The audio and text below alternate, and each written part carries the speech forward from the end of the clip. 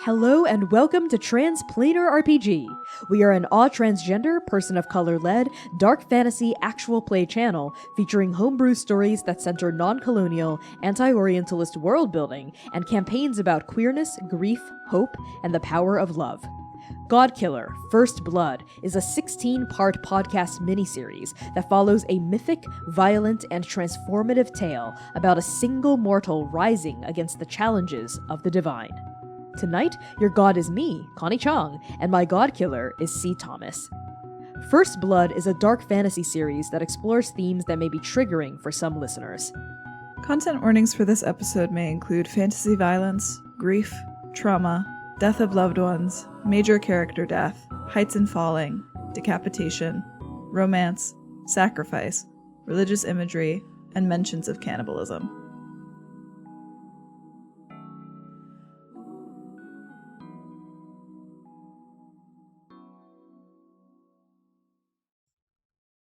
Episode 16. Salvation.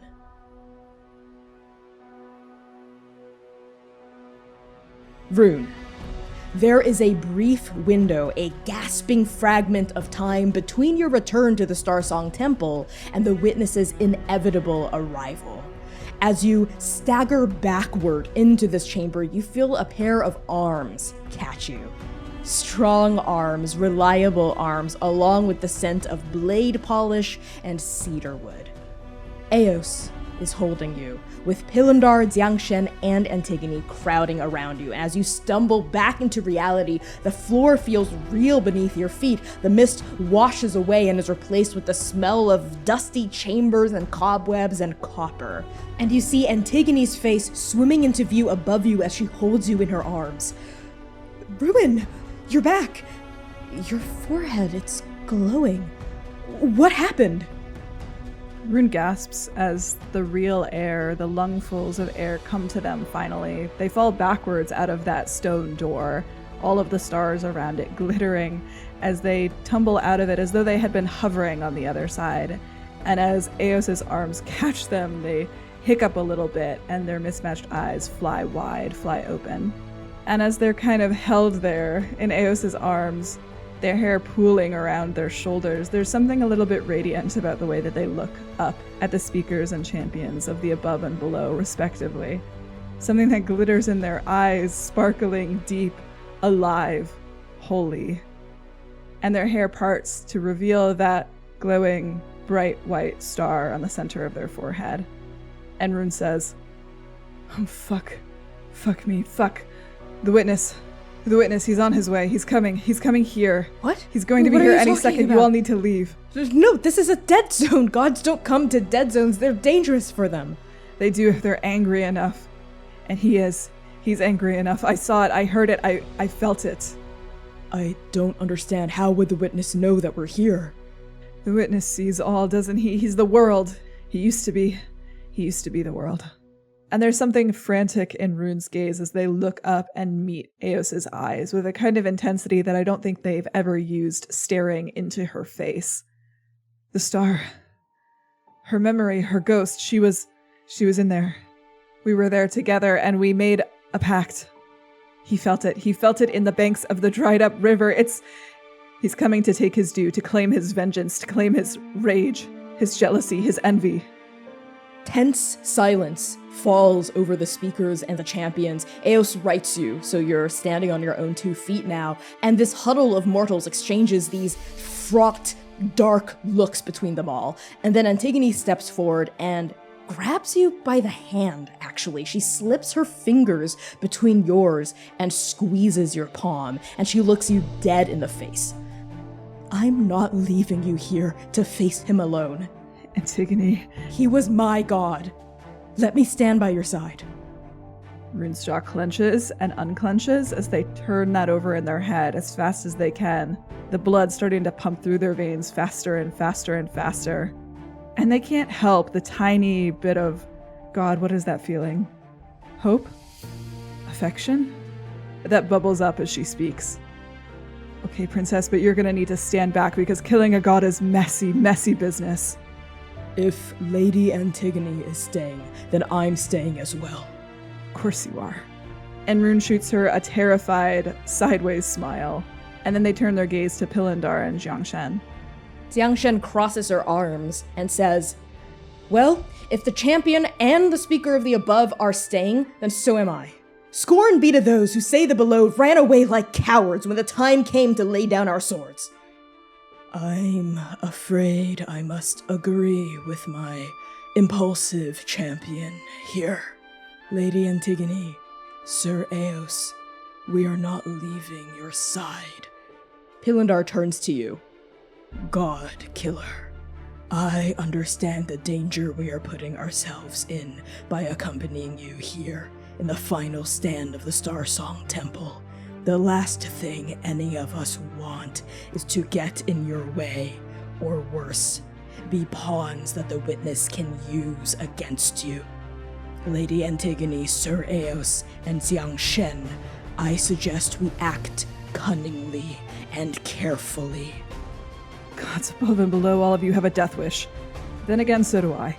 And Rune's blades are immediately in their hand, those beautiful long iron twin knives sliding out from their hip as the chain rattles around them. And Rune almost pivots on their heels to face the speakers and champions, framed by this halo of stars behind them. And again, this smile that they can't keep off of their face, this exhilaration, this terror, this fear, is roiling through them as they say, all right, lesson number 1 of being a heretic, of being a god-killer, and they pull both of their blades outwards so the chain grows taut. A single link breaks, a chain holds. Look out for each other, and I don't know, watch out for blood rain or something because this is gonna get fucking messy. We are here with you, Rune, until the end. You may have been the spark, but the fuse was always there. Then let's light this fucker up. The walls of the Starsong Temple begin to shake, and you and the rest of the speakers and the champion, I think, steal your weapons, steal your magic, and you look skyward toward the roof. And you hear Antigone, in the brief moments before the witness arrives, mutter under her breath, "He is powerful. He was the world. He is the witness now, but this is still a dead zone, which means we can be hidden from him if we try hard enough. Pillendar!" And Pillendar nods. Z raises your hands skyward, and as Z does, shadow pools around your feet, and you see his own shade stretch out until it folds open like a tenebrous sheet around the shades of Antigone, Eos, and Jiangshen, sparing only yours. And then we see those shades move upward vertically through the speakers and the champions' limbs, all the way up through their hips, their torso, their head, until they're bathed in shadow, and you know intimately, it tugs in the pit of your soul, that they are hidden from the view of the witness. Rune throws a crooked little smile over their shoulder as they turn to face the entrance of the Starsong Temple. Really couldn't have thought of that slightly earlier, Pillendar. Would have been really helpful in the Citadel. Like we learned in the tower, I was loath to use my power amidst violence. But now, no longer. Stay strong, everyone. As the God-killer said, a chain holds. He's here. The ceiling of the Starsong Temple is ripped off. In a single motion, like a claw gashing through linen, gashing through fabric, and it reveals a massive wound of night sky. A wound that tenses, ripples, solidifies, and then, peeling himself off the roof of the sky itself, stray stars flaking off like plaster from the crown of a cathedral, is the witness. The witness is a massive, horizon-sized dragon. Every single scale is an eye. Red as rubies, red as blood, irises flicking in different directions, staring. His claws glint gold and silver, his head is mighty and fanged, and a pair of antlers as white as bone protrudes from his brow. Instantly, the 5 of you feel an incomparable tidal wave force of divine pressure sweep out from the witness's body. It is like being tossed into the hungry, thrashing ocean with an anchor tied around your waist.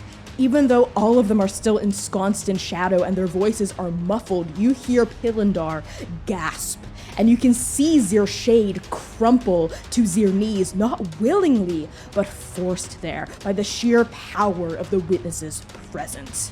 Xiangshen groans, she also falls to her knees. Eos takes longer than both of them, sweat beading on her shaded brow, teeth gritted, hands curled into fists, but eventually she too is forced onto one knee. And Antigone, right next to you, wrapped in shadow, is the last to go. They are shaking, their knees are quivering, their black eyes are gazing up at the god that they have worshipped for their entire life, the god who killed the deity her ancestors worshipped and forced them to venerate him instead. The god who killed her family. Antigone's entire body is shaking as she too bends one knee to the ground reluctantly, even though her eyes never stray from the witness's face. Every single crimson, blood, ruby red eye of the witness is trained on you, Rune. And in that moment, you know, he doesn't see the speakers and the champions. He only sees the God-Killer. And the witness rears up and slams down onto the roof of the temple. And as he does, the ground shakes, the rock of the ceiling cracks, and he sneers into this gash he's created like a hungry wolf peering into a rabbit's den. His head is almost too big to fit through, and when he speaks, his voice booms through the temple, echoing and echoing and echoing, even though his mouth doesn't move. There you are.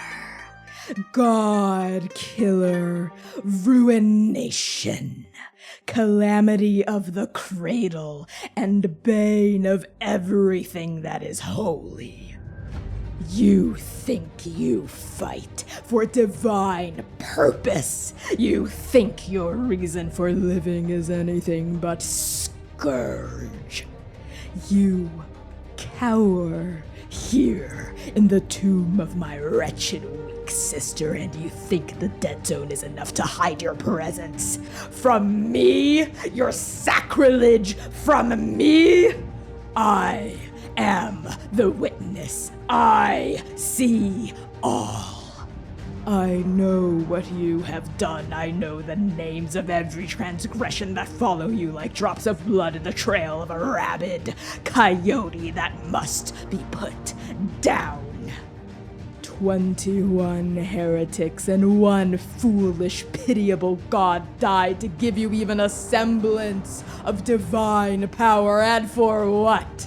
For you to bring blood rain down upon your home, for you to turn Refinery 19 into a dead zone full of nothing but ash, for you to wreak havoc in the Citadel, break the tenuous balance of peace and order that I have worked tirelessly for 10 centuries to preserve, and summon the tower into the heart of our civilization.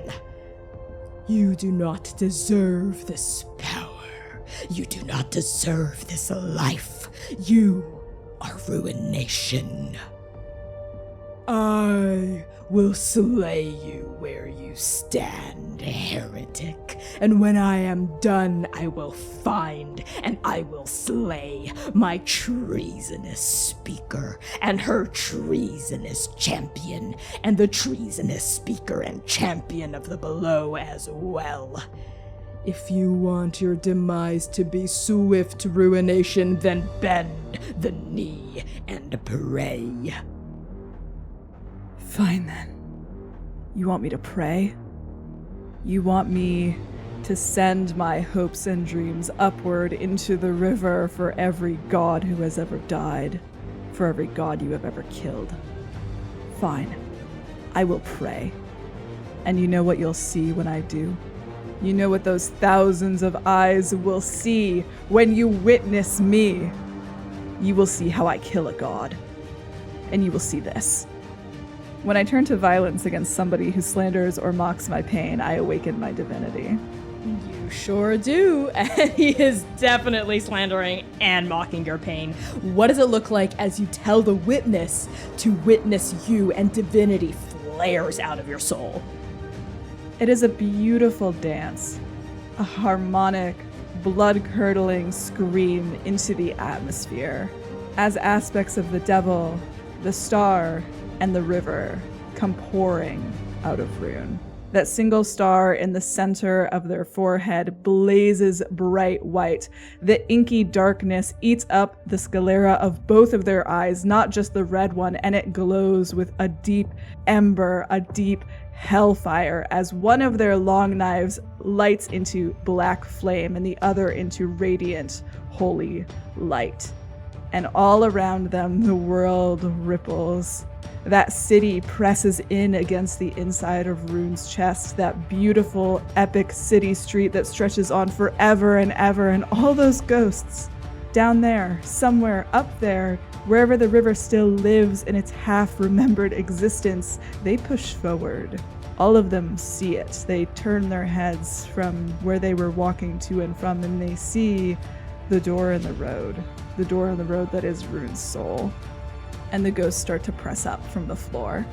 Many grasping red hands pulling upward and out as Rune calls on the power of the river. And if I may, from behind Rune, from that doorway haloed in stars, another ghost appears. A huge snout, iridescent and shining white, ghostly, pushes its muzzle through the stone door as the star's ghost starts to appear behind Rune. Oh my god! You know what? Fuck it, we ball. Yes, the star's ghost pushes herself out through that star-studded door, and you hear Antigone, muffled by shade. You hear Eos, you hear Pilinar, you hear Jiangshen. They collectively gasp. And even though Antigone has one knee pinned to the ground, as this huge ghostly form of the star begins to wrap itself around the interior of the Starsong Temple, you feel whatever presence, whatever meteoric pressure that the witness was exerting lift. As the star causes the champions and speakers of the above and below to rise from where they have been forced to press down onto their knees, Eos draws her greatsword, Jiangshen unhooks her axe. Antigone rises in tandem with Pilinar as they both pull themselves to their full height, still wrapped in the tenebrous cloak of Pilindar's magic. And the witness's eyes, half of them stay on you, the other half snap over to his dead sister, and they widen, and his snout wrinkles and he snarls, and you see a gout of bright, radiant, golden light beginning to crack up through the fur of his throat as he recognizes the ghost of his sibling. And as he does, Rune jabs forward with that radiant, glowing long knife, pointing at him, and in the same instant, that ghost of his sister strikes, as though driven by the direction of Rune's sword. Yes, I think the sword that you point is the one that's bathed in starlight, the one from your left hand, because your red right hand is draped in black flame. The star barrels forward, growling and snarling in a way that she never did in life, and he slams into his brother with the force of planets colliding. Claws and teeth chomp around that glowing throat of the witness, and the star's ghost punches him out through the gap of the ceiling just in time for the witness to unleash like a massive beam of light from his jaw, but it goes straight. It like punches straight up into the air, and we pull out wide now, and we see a pillar of light erupt into the sky and hit the ceiling of the stars where the dead river now hangs, and we see in the northern dead zone mortals making their pilgrimage across the sand-blasted wastes pause and gasp and look up and point at that pillar of light shooting skyward. We see from the Citadel mortals running through ruined streets, hiding from the massive illusory forms of the Six, fighting each other above the sky of the capital. But all of the gods, all of the mortals even pause and turn and look as that beam of light shoots up, and we even hold on Iron 42. In the depths of this shadowy pit, we see Rexha, we see your grandmother Penny, we even see Bug and Beetle and all of the new heretics as they're bandaging each other up, as they are rebuilding their home from the ruination of the blood ghosts. They all pause and they look up, and in that circular ceiling that is the top of the well they live in, we see a pillar of light shoot up and ignite the sky in flame. And now we pull back to the Starsong Temple, where the massive hearts of the Star's Ghost and the Witness are fighting in the sky above you. There is blood raining down, gold and beautiful, perfect, immaculate blood, and it's splattering onto the ground around you now. And where it splashes, flames lick up in a gout and almost threaten to singe the skin off of your flesh. And if I may, Connie, the last thing that Rune says to the speakers and the champions before they teleport up onto the star's ghostly form is, "After today you will never kneel for a god that you do not love," and they teleport up. I love that. I think the last thing you hear before you vanish up into the sky is Antigone's voice calling after you, "Rune!" And then you're gone. Where on the star's ghostly form are you situating yourself? I think Rune appears almost as though crawling out from the center of her forehead. Like they pull themselves up and out of her body, almost out of this ghostly form, as they ride on the top of his head, directly where that star symbol is on their forehead, where it would be on hers. The same place that they saw her avatar step out of her form in that vision that they were shown inside the temple. And Rune up there, so high up, riding on top of a ghostly dragon, both of their blades drawn, looking toward the Witness as the two dragons clash in the sky. Oh, this is so fucking badass. Yeah, you are riding a fucking huge dragon as she collides with her brother. And I think the Witness's mouth is clamped shut by the force of the star's jaws, like closing over his throat. And that beam of light like sputters and putters to a stop. And there's a brief moment of darkness, a brief moment of silence as that pillar of light dies down. And then the entire ceiling of the sky explodes, right? Like a delayed fireball blast. In pure radiant light, as bright and as dazzling and as divine as the sun. Brother, you killed your own lover? And the star closes her mouth even tighter around the Witness's throat, and he lets out a kind of gurgling growl. You, how impossible! And as he exclaims, another beam of light shoots out from between his jaws, and this one is as bright as you know it now. Sunlight. Sunlight you have never known. Sunlight you have only ever heard of through myths and folklore passed down from heretic to heretic before a dragon devoured it. And now that sunlight scorches the ghostly mane of the star's fur, and it blasts you right in the face because you're right up on there. So I'm gonna need you to take 3 strain.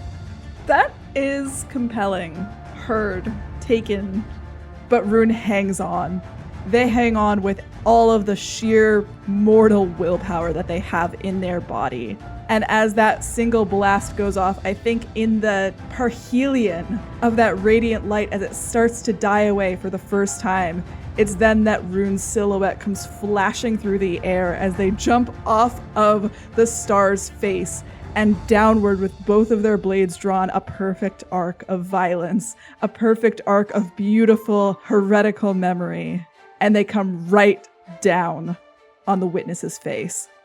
Yeah, you punch downward with the force of a falling star, and I need you to inflict violence. Hell fucking yeah. So, when you inflict violence on someone, roll 2d6. Add 1 for each true statement. They wish you harm? Absolutely, they fucking wish you harm. You're desperate? Yes. This is the end. This is the final fucking fight. Yep. If Rune doesn't win now, then the cradle is doomed forever. I love that. Yes, it's personal. Yeah.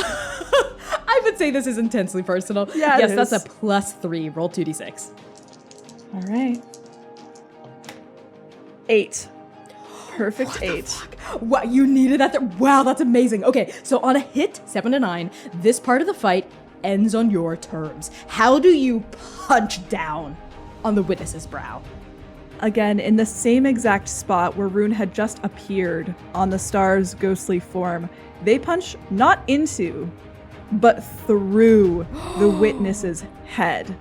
And I want to try to pull his avatar out of his body and start falling back toward the temple with it. Oh my god, I love that. Yes. So as you punch downward toward his brow, we see those two crimson eyes, the ones mounted right underneath his antlers, flick up to look at you, but it's too late. You are burning bright silver, the star's ghostly form also glowing bright like a halo behind you as you feel her empower you with magic and you punch through his head. We see it from I think a profile view, just the witness's body silhouetted in black, and then a bright lance of light shoot down from the top of his head through the bottom of his jaw. And as you tackle him out through the bottom of his mouth, we see you holding onto, grappling with a humanoid figure with bright brown skin, eyes that are lit up crimson, and a beautiful, handsome, soft, carved face of divinity. The witness's avatar looks exactly like the star had, except his hair is not made of starlight. It is made of pure void, the dark behind the constellations of night. In the sky above your head, the ghostly form of the star punches into his brother as the two dragons continue to writhe and fight like constellations mangling each other. And then you and the witness's avatar start to plummet down through the sky. You're so far up, it's going to take you a while to hit the ground. So I think we close in on the two of you now, spinning around in the air, fighting each other. And he is powerful. He is built muscularly. He stands probably at 7 feet, 8 feet, 9 feet tall, but it's hard to tell because you're horizontal in the sky and you're tumbling and you're turning and you're writhing in the air. What do? Rune fights like the devil. They fight with both of their blades drawn, crossing them across this avatar's form again and again and again, like they could not care less that they are hurtling through open air, through open space, as they are falling, their knives carving a path of vengeance and fury and redemption and hope and change. With every single slash that they lay against this avatar's body, they do not relent. No matter how close they get to the earth, to the temple, it's coming up so fast, but Rune keeps fighting until the last second, where they pull away and allow the witness's avatar to slam into the ground as they try to teleport themselves right beside him. Okay, I think you're gonna have to wield a power. So fair. So when you wield a power to do something only a god can, roll 2d6, add 1 for each true statement. You've done this specific act before perfectly? I don't think so. You have never fallen through the air and then teleported at the last minute to not slam onto the ground. Well, the fool did it with me that one time. Oh, shit. I didn't do it, but maybe can I get half a half a point? That's so funny for you. What does that even mean in GODKILLER? You know what?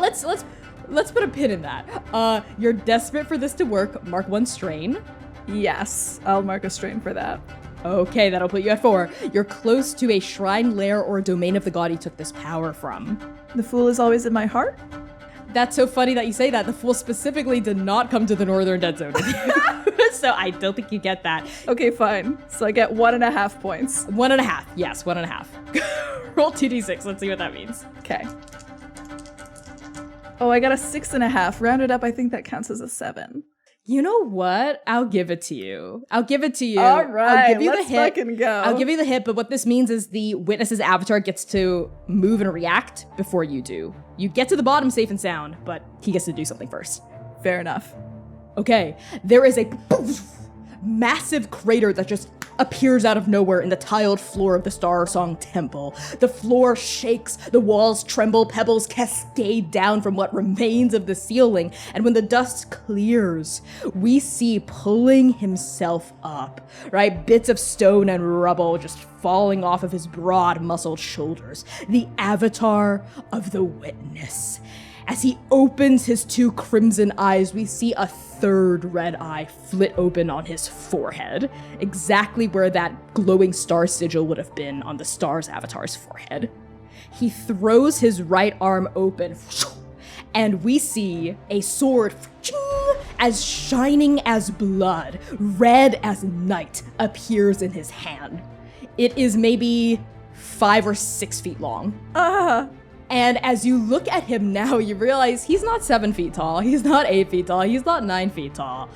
He is 12 feet tall. He towers there, a behemoth, a titan, a monolith, as he grips that blade in his hand and he sneers down at you as you glitch into being right by his feet. And he snarls down at you, Rune. You may have killed and devoured the light from 2 gods, but I have consumed 24. He whips his right hand down and ribboning around the length of that night sky dark blade are beams of sunlight that then flare into radiant being, eviscerating every single shadow inside this space, including the ones that Pilindar had cast. Before I get to that though, his left hand sparks with energy as well, and we see lion's claws spring out. Would you like to recognize a god? Hello? What? Yes? The fuck? Yes, the fuck I would. Go for it. Now, what does that even mean? So when you want to recognize the signs or influence of a god of the cradle, roll 2d6, add 1 for each true statement. You're in or near their domain. No, this god is dead. It has been consumed by the Witness. You're familiar with their gospel. No, if they were consumed by the Witness, they've been dead longer than I've been alive. Yep. It'd be bad if you didn't know. Absolutely. So that's a +1. Oh boy.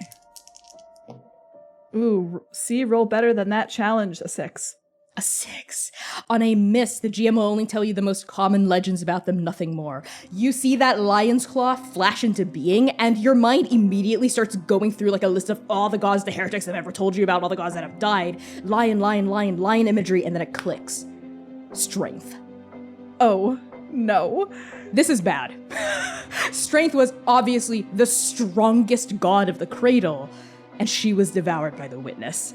And now the Witness is imbued with her power in his left hand and the power of the sun in his right.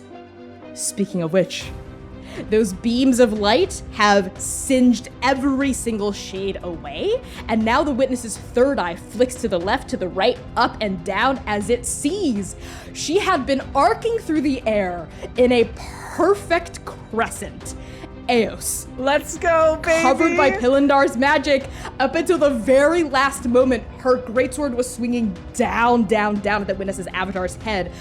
But it's a little too late, because his magic ignites at the perfect time. He turns and parries her blade with his own, and there is a noise like steel singing against gemstone, and Eos flies back through the air and punches into a wall and hits the ground. But she wasn't the only champion that had flung herself at the Witness's avatar, coming out from his blind spot. Jiang Shen with the steel chair, with the axe. She swings her blade upward from the ground. I think it slides against the tiled floor and causes sparks, to erupt from where it contacts the blade, and then upward like a baseball bat swinging, and she hits him. She hits the Witness's avatar in the back while it was turned facing Eos, and we see a slash erupt upward, but no wound appear.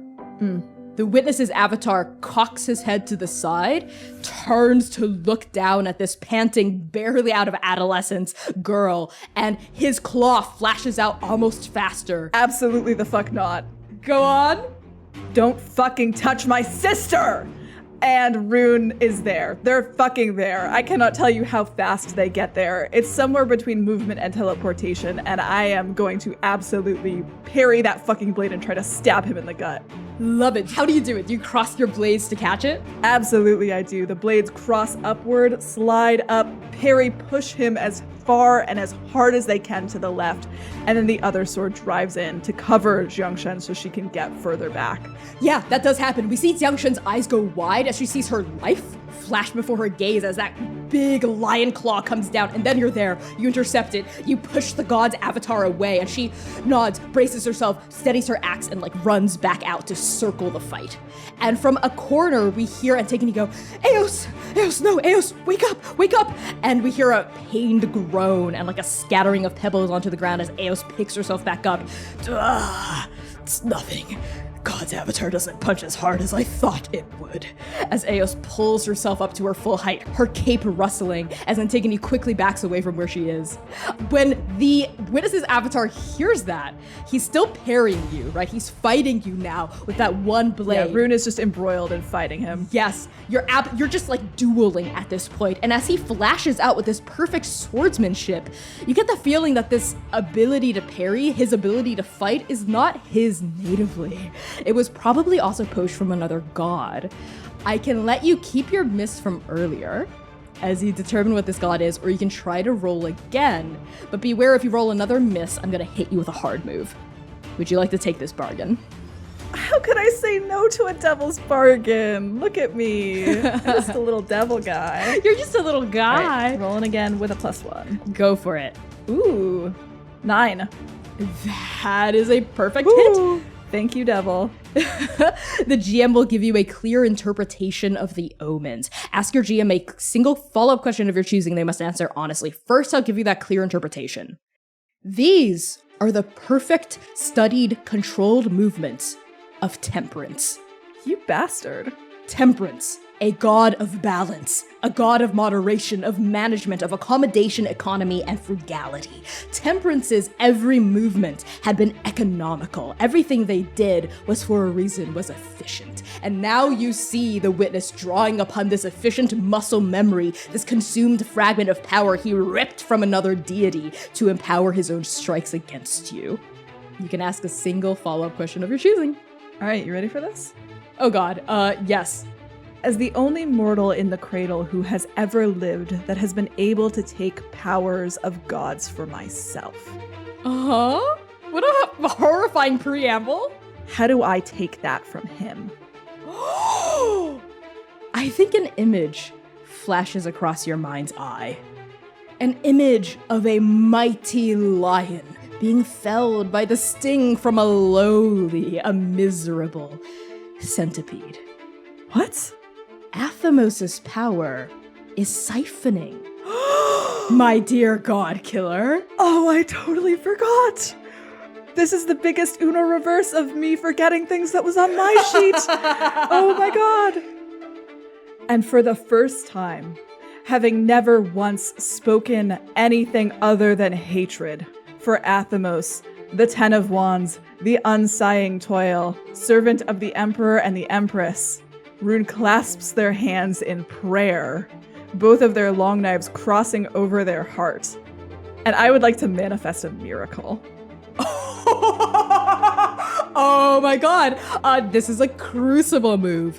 When you manifest a miracle, sacrifice a power. Describe how you channel that power into the world to its fullest potential. Then erase it from your sheet. You can never use it again. I would like to sacrifice Athemos' power of siphoning as Rune finally gets an opening. And just like they did with the devil, a perfect mirror image 7 years ago, Rune drives that flaming black long knife into the avatar of the witness's chest. And under their breath they mumble, "This is for you, devil."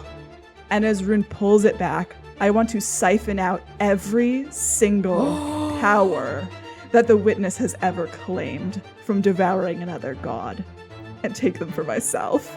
Oh my god! Well, this is a miracle, so it works! Yes, you push your blade in to the witness's chest all the way to the hilt. And he stumbles backward for like a moment and then steadies himself, looks down at you with your hands gripped around the hilt, your face twisted in concentration and fury. And he throws his head back and he laughs.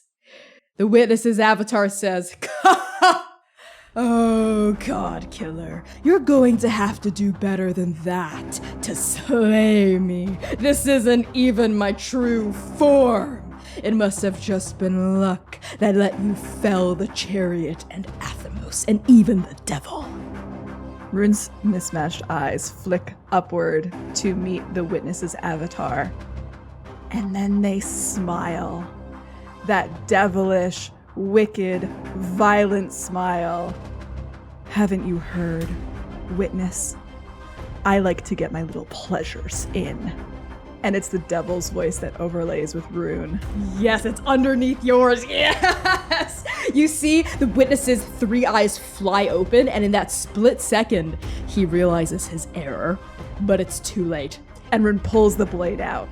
Yup, as you yank that blade out, his lion's hand flashes forward with a no! He grabs onto the blade and it slices his palm in a great big slash of golden blood as we see that lion claw just flicker and then vanish. It cracks into 1,000 shards around him as we see ribboning out of that wound in his chest every single of the 24 powers he has devoured from gods major and minor across the cradle escape that hole in his chest, ribbon up the length of your blade, and imbue themselves into your soul. And Rune, you're hit with 24 different divinities now swirling in your soul.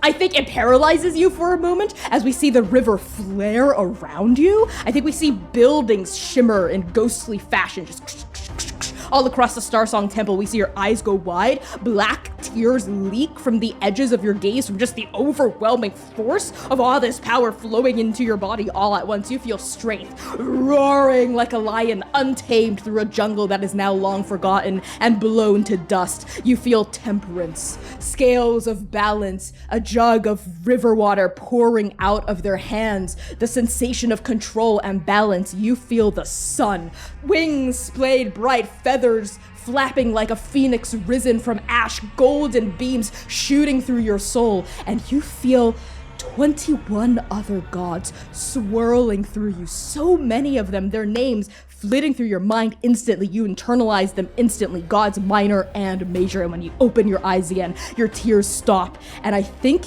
your shoulders are rippling with power, with energy, a rainbow aurora borealis hovering around you as you're now ensconced with divinity.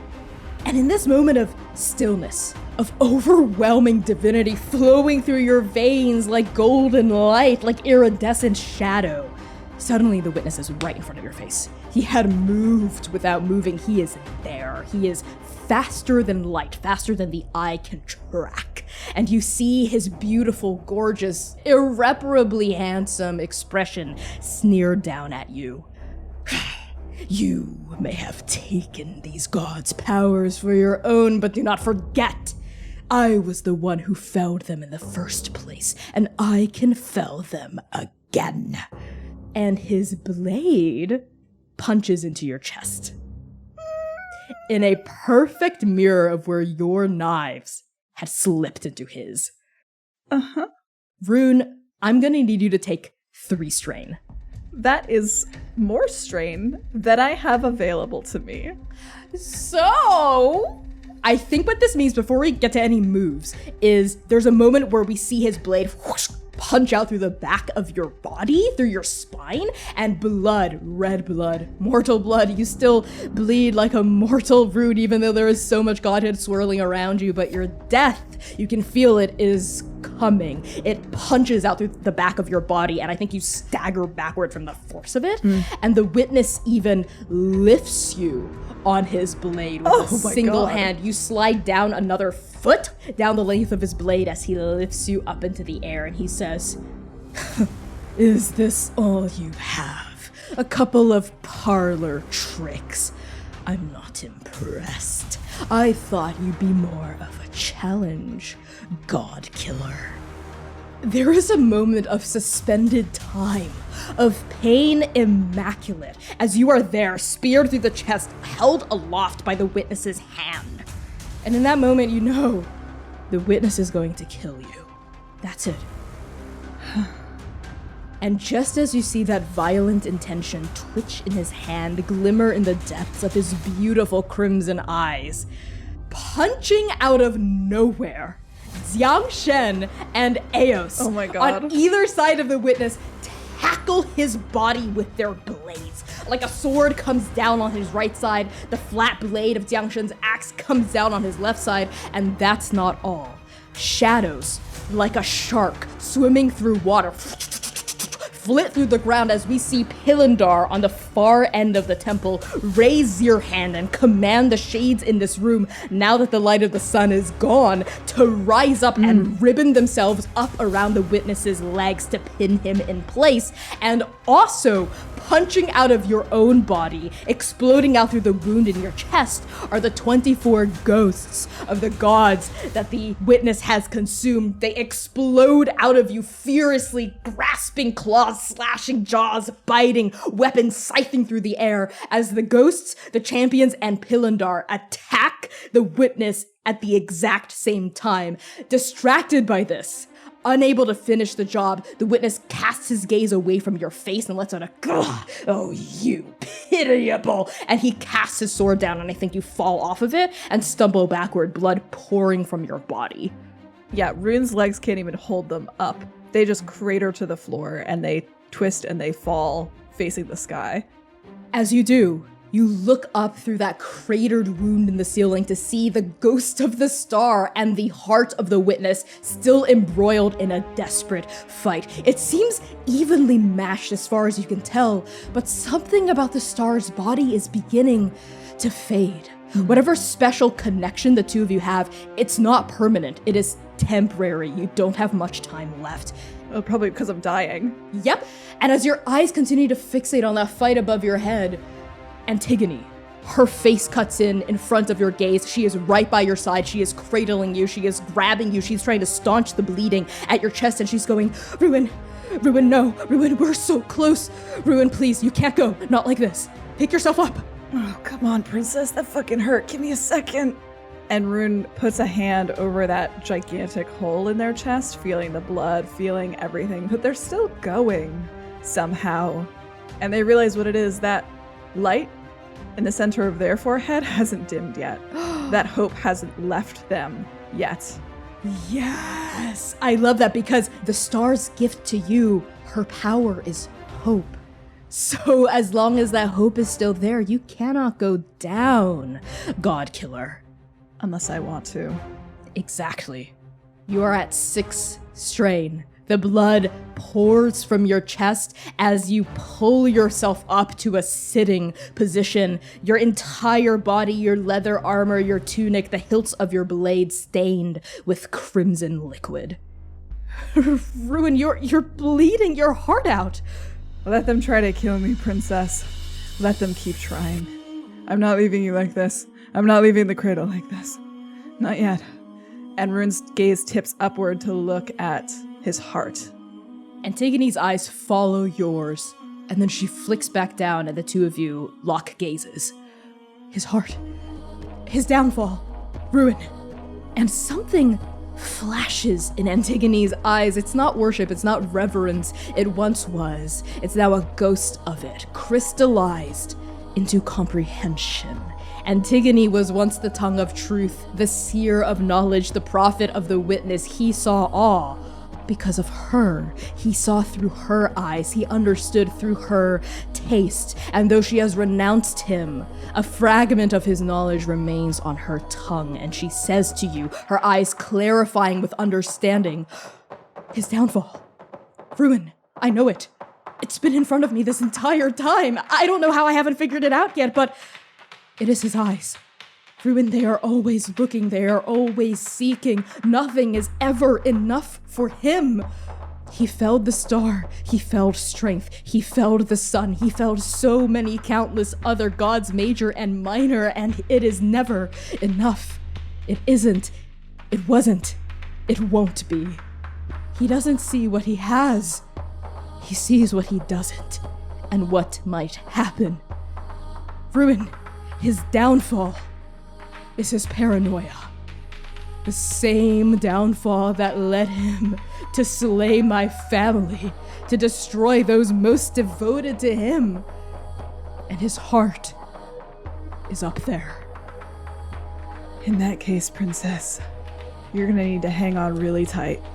And Rune slips an arm around her waist and wills themselves with the last bit of strength that they still have coiled around them up onto the star's head. Yes, you do it. You grab Antigone and the two of you vanish in just an explosion of dust by your feet from the temple floor up into the sky. And the night sky is so dark around you, the dead river so desiccated and gray above your heads, and wind rushing all over you, the mane of the ghostly star rippling across your feet, her bone-white antlers gleaming like starlight across the two of you's form, and in front of her, tackled in her jaw, clasped in her claws, the body of his brother, the witness. They're entangled now, snapping at each other, both of them bloodied, ghostly radiant blood dripping off of the scales of the star, and real, actual liquid sunlight blood gashing and gouging from the wounds on the witness's body.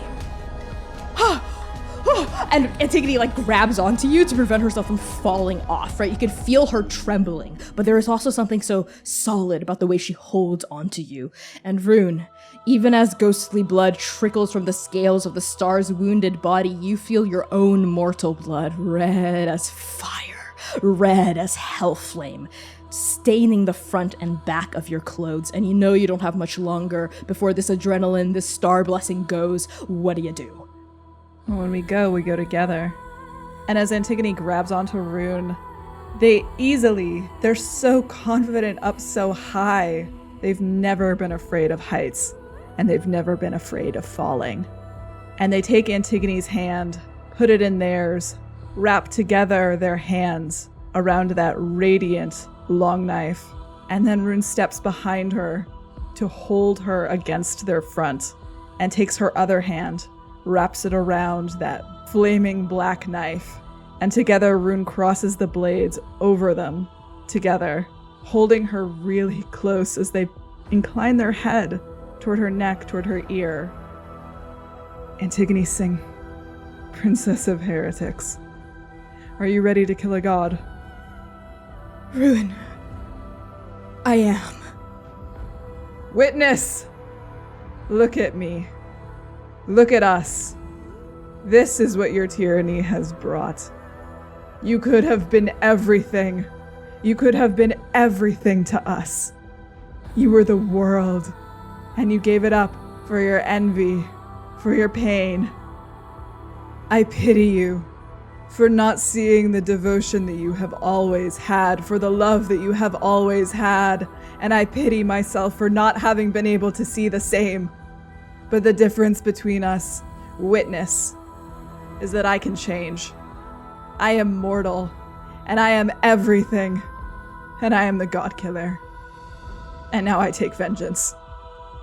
Antigone cuts in, her dark gaze locking onto every single crimson eye on her former god's body, and she says, with nothing but the truth on her tongue, "Witness, I would have loved you. I would have. If you had just told me the truth about why you killed your sister, about even why you killed all these other gods, about the beginning of the devouring, about the end of it, I would have loved you. I would have understood you. I would have seen in you a reflection of myself, someone who thought themselves unworthy of love. Oh, witness, my witness. You have been my everything. You have been my world. And you were our world, the world of the entire cradle. We would have loved you, too. But you made your choice. Over and over and over and over and over again, you made your choice. My witness. And now, you are no longer mine. You belong to death. And Rune and Antigone fall off the star's head as she disappears into radiant starlight, 1,000 stars erupting from her ghostly form, all of them falling down onto every part of the cradle. Thousands of them, millions of shooting stars falling down, down, down onto the irradiated, desiccated earth. And as they fall, they move past the witness's head, his massive jaws, thousands of teeth, his eyes, until they're at his neck. And Rune's hands guide Antigone's, both of them holding those twin blades as Rune slashes outward and they cut off his head. Oh, Rune, I need you to roll to kill a god. Okay.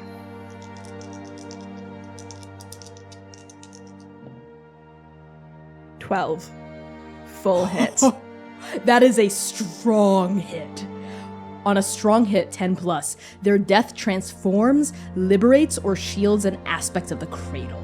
Describe what and how.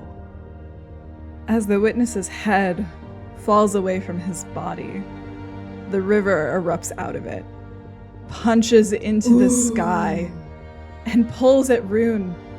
All of the blood flowing down as they are starting to enter freefall with Antigone, still holding her tight against their chest, behind them like wings stretching upward into the sky is the river itself.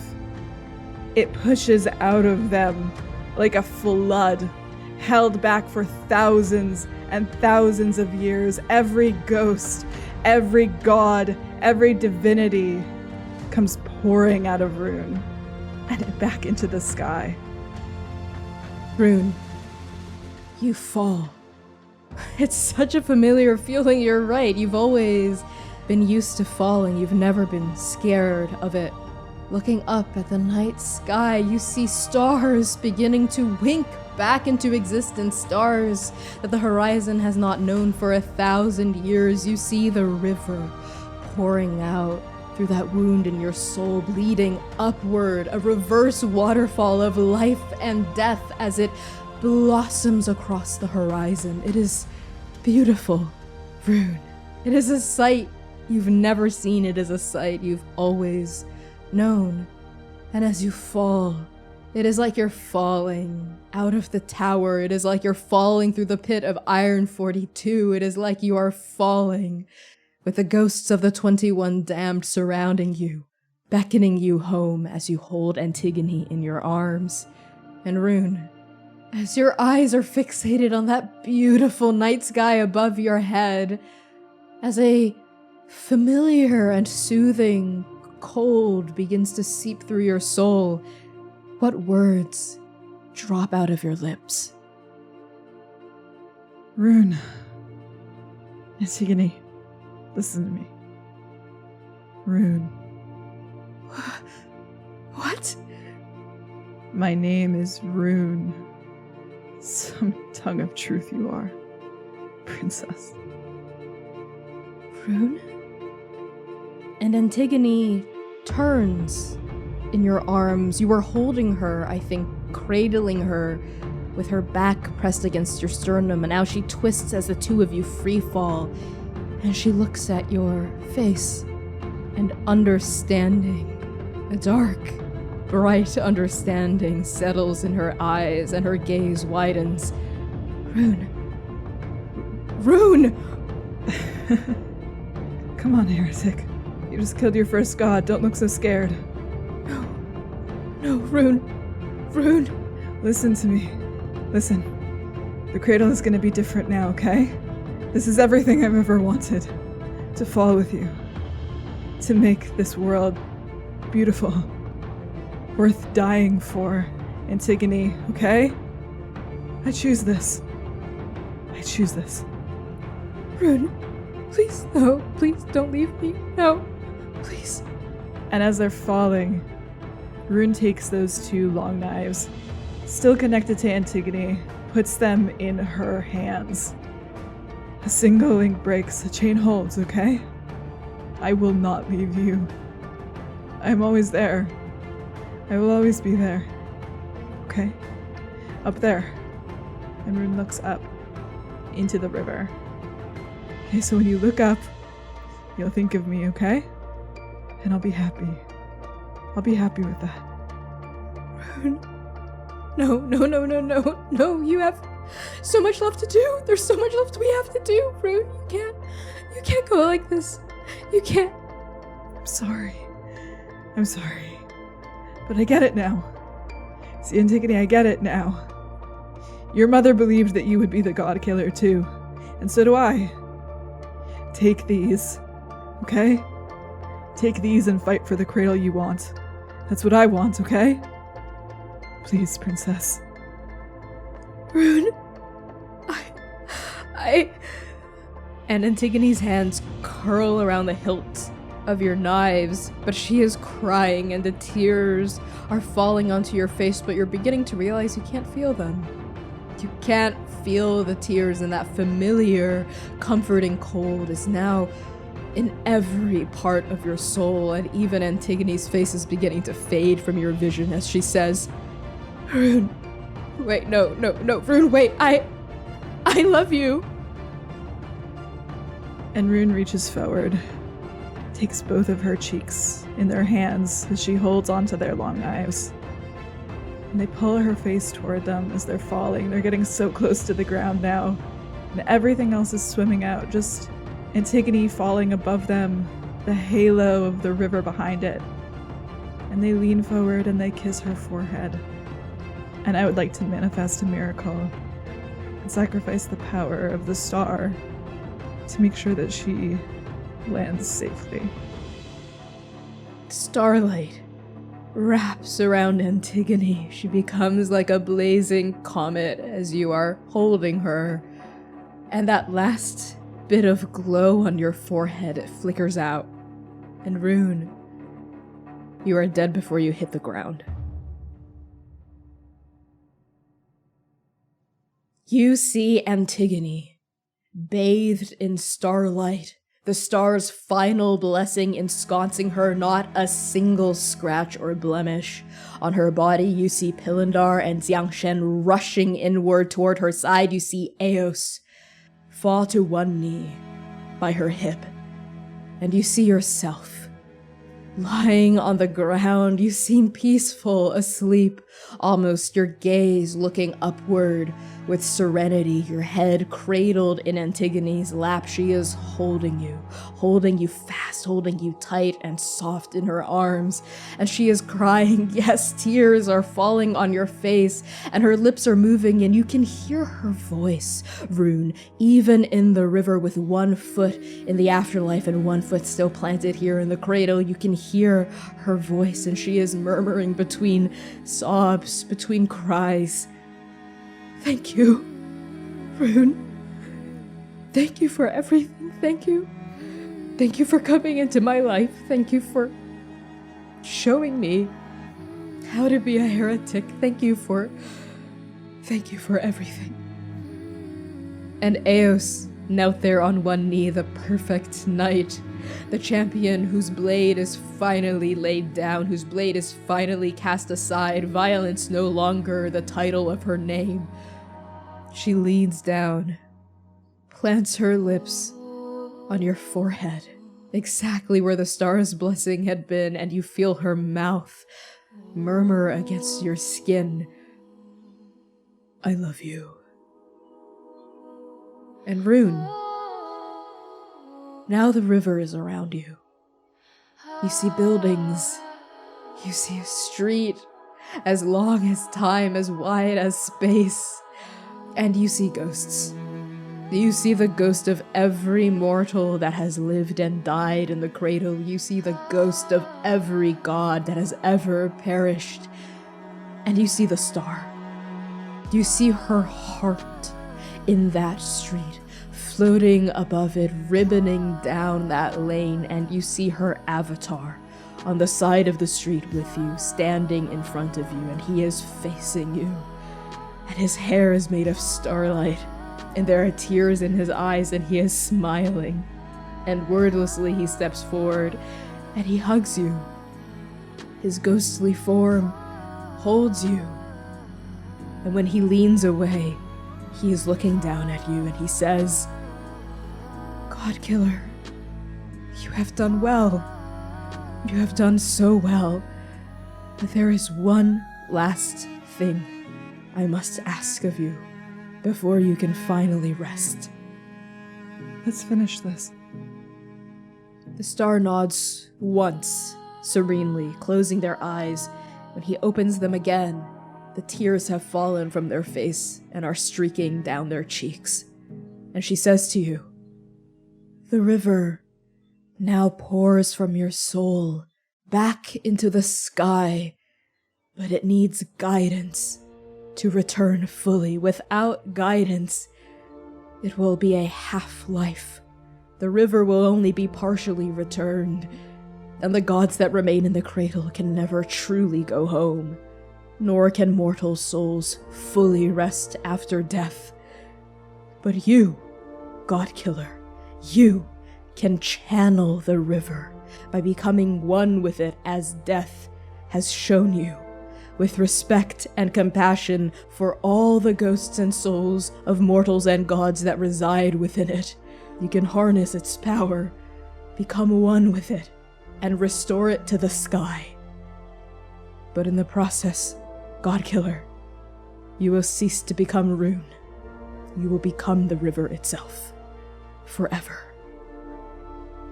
Rune's mismatched gaze rests on the star's face, glittering with tears, glittering with reverence. And they nod just once. "I know what I have to do." And then they look past the star, at a circle of ghosts, 21, damned, standing in a loose circle behind her. "Can I say goodbye before I go?" "Always." Rune nods once, and they turn to face the heretics. You see them now, in the river, watching you. Their ghostly faces lit up with so much pride, Rune. You are everything they ever knew you could be, and so much more. So much more than anything they have ever hoped. You see Freya, Ellery, Clarion, Bronwyn, Griffin, Uriel, Emrys, Braith, Briar, Relum, Nahar, Phylan, Dalvi, Kasira, Keru, Vistar, Reyna, Lyran, Opal, Aaliyah, Xiang. Rune takes a moment with Opal and Aaliyah first. They just pull them both into a soul-crushing hug. A little smile pooling on their face, as I think they just laugh together. And Rune, unlike the last time you were here in Death's Domain, you can touch them. You can feel Aaliyah, you can feel Opal, their hair, their shoulders, their muscle. They have physical form here to you. Ghosts embracing ghosts. And they laugh as well, silvery tears streaking down their translucent faces. And then they step back so you can say your goodbyes to the rest of them as well. And Rune does. Their hand passes through their long-lost family. Smiles, hugs, handshakes. They make sure Bronwyn knows that Bug and Beetle are well taken care of. They thank Freya for the move that brought down not one but two gods. And then they finally pause in front of Xiang, the ghost that has haunted them for so much longer than the others. And they look up into his face. And then they smile, and they just wrap their arms around him. He wraps his arms around you as well, and he holds you tight. And when he pulls away, he says, "When my daughter looks up into the night sky, I can rest easy, knowing that you are watching over her." I finally did it. You did. You can rest now. Thank you for believing in me and for loving me even when I didn't understand it. I will forever be proud to have called myself a heretic, to have called myself GODKILLER, and to have called myself your child. And Rune turns back to the star. The star holds out a hand, and you know it's time. It's time to go, Rune.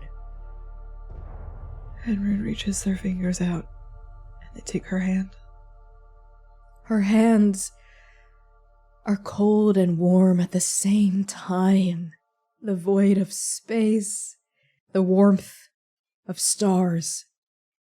She begins to guide you off of the bank, into the flow of the river. She takes one foot off of the sidewalk, and before you can lift your foot off of it as well, both of you hear a voice from behind you. Wait. And standing there, wings folded into his back, eyes the most still and serious and solemn you have ever seen them, is the devil. The star turns. She pauses. The two gods exchange a look that lasts a lifetime, and you feel the star's hand tremble in yours, Rune. The devil says, looking at both of you, I hid for 10 centuries in anger and shame and hatred. I let the love I held for you fester into a deep, dark loathing for myself and everything around me. But now, the cradle has a second chance. The river has a second chance, and yet, you, Rune, do not. You may possess the power of the divine GODKILLER, but your heart is still mortal. You deserve the future of a mortal as well. Devil. Rune's brow furrows, your gaze pulling up to this god that has been with them for so long.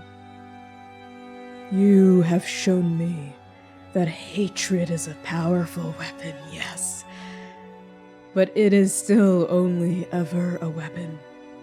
It can cut, it can kill, perhaps it can protect, but it cannot fix. It cannot repair. It cannot heal. I am a dead god, heretic. I have already had 1,000 lifetimes to spend with the star, 1,000 lifetimes to make 1,000,000 mistakes. But you haven't even had one. Which is why I am breaking our contract, GODKILLER. What? And the devil reaches into his chest and pulls out your blade, Rune.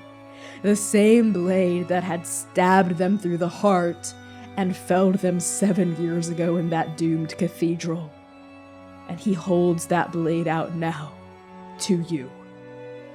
Rune's eyes are wide and uncomprehending. They stare at the blade, and then back up at the devil. I don't understand. I can take your place in oblivion. A soul for a soul, bound in prophecy together. The destiny of a god for the destiny of a GODKILLER. That feels like equivalent exchange to me, Oblivion. What about you? And the devil isn't talking to you with that question, Rune. The devil is looking past you. And when you both turn, do you see that the street is empty? The 21 damned are gone, the ghosts of every mortal and god are gone. It's just the architecture of the river itself. It's just you, the star, and the devil on the banks. And there's someone else on the banks, too. You see death. With her wide-brimmed hat, Death. With her red-tinted shades, Death. With her robe and her tattoos of every name she has ever reaped. But the devil isn't talking to Death. The devil is talking to another figure, standing in the middle of the street, the only figure in the river itself. Oblivion. And Oblivion says, I go by a different name now, devil. Still, that's very generous of you to offer. You do understand what coming with me entails, don't you? This is the death of death. Whoever I take can never be returned to the journey. I understand. Godkiller, take your blade and break our contract. What? No! No, what about the river? What about the cradle? What about listening to death? And they gesture back at her. And guiding it with compassion and love and hope and vengeance and rage and all of me. And you will, mortal. You will guide the river in life, as I take your place in oblivion. And together, from both sides of this journey, we will watch over the cradle forever. But I chose this. Devil, I chose this. And this is my choice. Godkiller. I have let rage, hatred, and despair drive me for 1,000 years. I died with cruelty and vengeance in my heart. But now, I have a chance to do the right thing, to help someone, to give you a second chance. Rune is speechless. There are no words that come to them, but tears, salty and wet, start pouring down their cheeks. Thank you.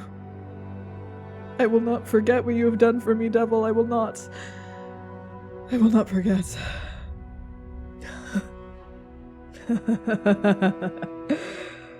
Oh.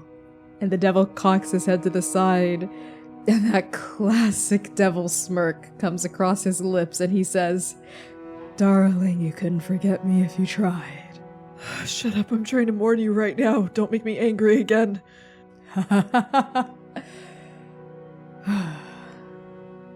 Oblivion, I'm ready.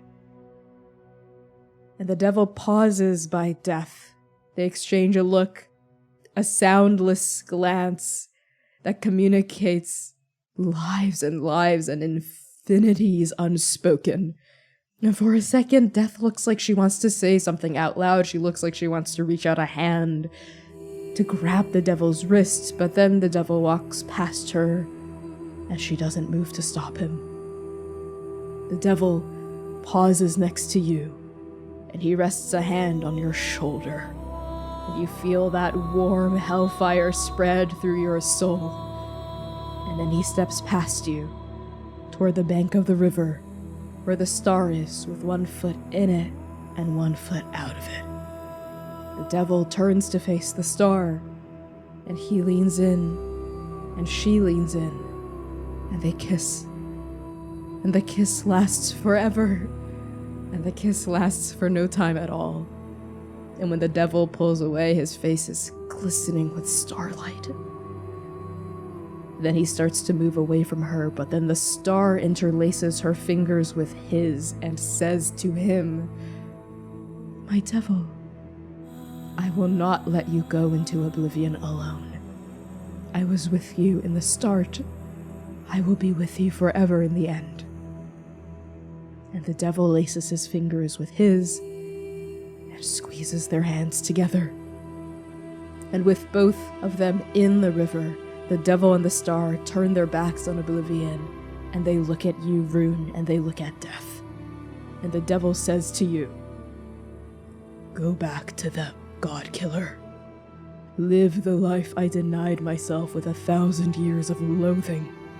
Live the life I wanted with the star and with death. Live the life that the 21 damned deserved. The life all of you mortals deserve. The life you deserve. Farewell, Rune. The devil and the star turn around, and they step forward, calm and assured. They do not look back, they do not falter, they simply walk forward. And then Oblivion holds out her hands, and he ushers these two gods who created the God-Killer in a divine act of love and rage and grief and hope into the peaceful, waiting arms of salvation.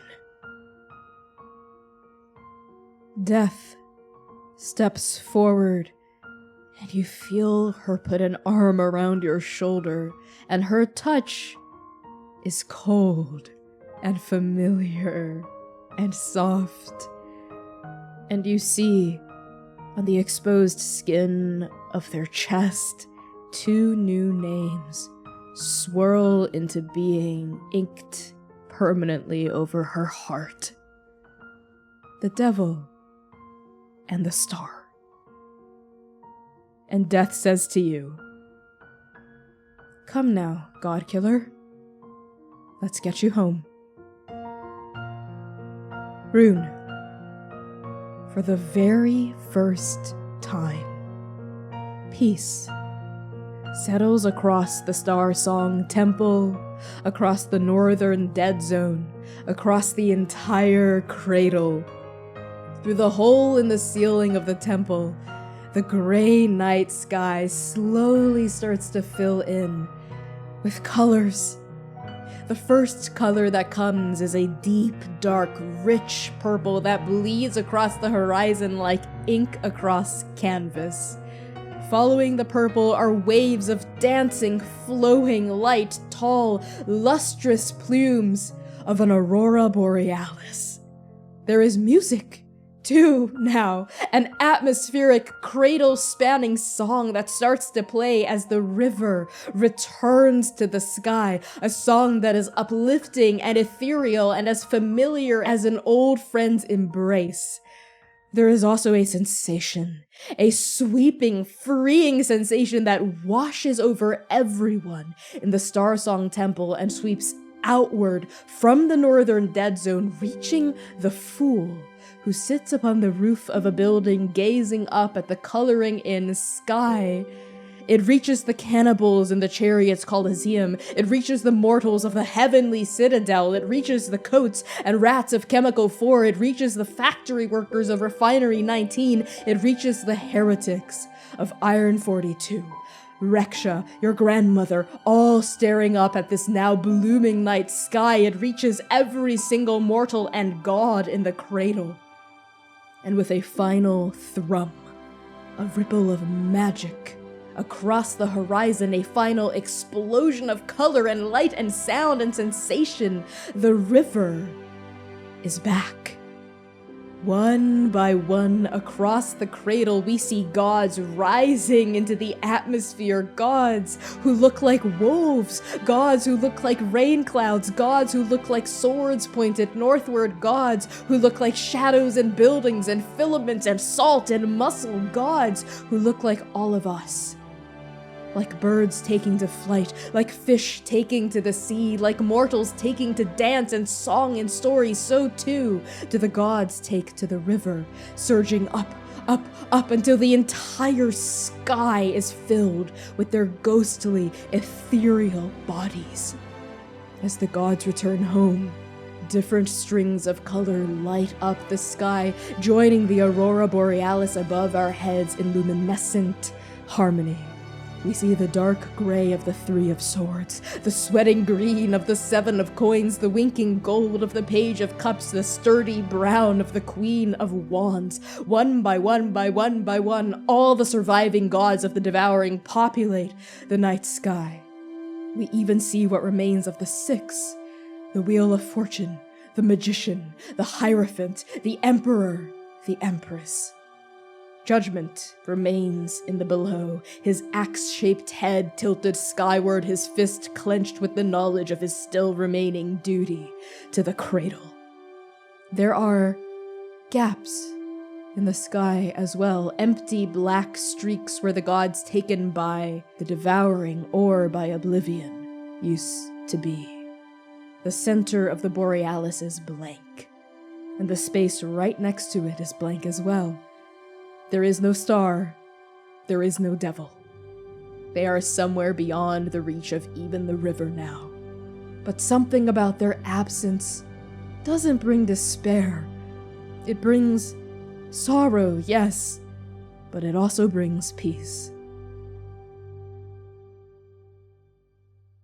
Rune, you are cradled in Antigone's arms as your eyes flutter open, as you feel a deep, painful ache of your soul settling back into your body as you feel your bones creaking, your marrow thrumming with blood, and Antigone's face above yours still wet with tears, Eos's face there as well, Pilindar's, Tiangshen's, and as you gasp back into life, what do? I love you too. Rune! And Eos gasps as well. Rune! You didn't think that I'd leave without saying it too, did you? And they flitter their eyes open and look at their family. And as your family closes in and hugs you so tight you feel your heart might burst. Rune, you know that one day you will return to the river. And you know that that day is coming sooner than most. All the years you've tithed to Athamos as a young heretic will catch up to you. You know how much time you have left. A decade to live your life in the cradle to its fullest. And when those 10 years are up, you will see death once more. But until then, Rune, you spend your days with your family.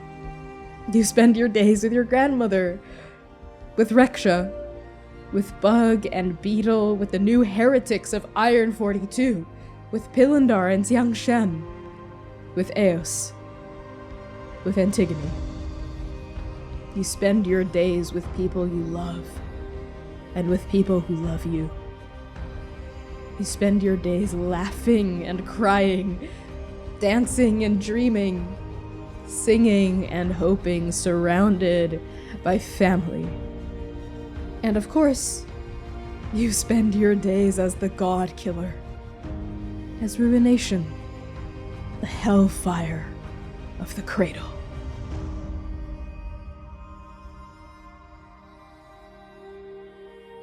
Thank you so much for listening to GODKILLER First Blood. This has been such a special miniseries for myself and C, and sharing this story with all of you has meant the entire world to us. This is a story about family, vengeance, hope, and as always, love. Our podcast will return next Tuesday, July 4th, 2023, for the premiere of the Chaos Protocol, our second main campaign. Chaos follows 3 troubled agents of the Transplanar Reification and Nourishment Syndicate, or TRANS, as they untangle a dark mystery across the multiverse.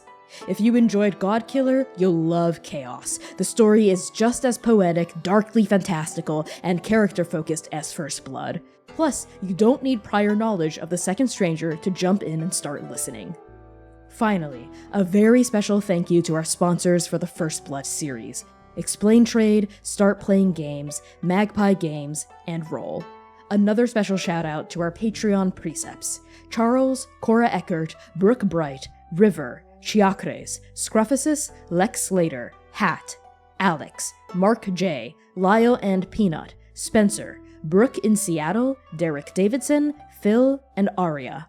To help keep the lights on in our show, consider pledging to our Patreon at Transplanar RPG. Take care, and see you next week.